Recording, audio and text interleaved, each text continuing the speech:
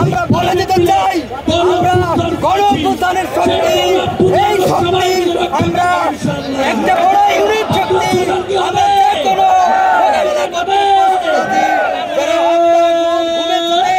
যুক্ত ছিল আমরা দেখতে চাই না,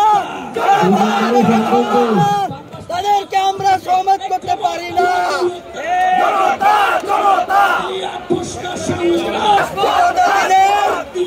আওয়ামী সরকারের দরবারে সমস্ত মিডিয়া তারা অবিলম্বে তাদেরকে বন্ধ ঘোষণা করতে হবে।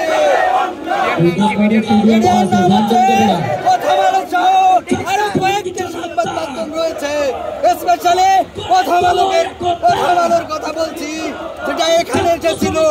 আমরা চাই যে দোষরদের পক্ষপাতিত্ব করা যাবে না, তাদেরকে কোনো সুবিধা দেওয়া যাবে না।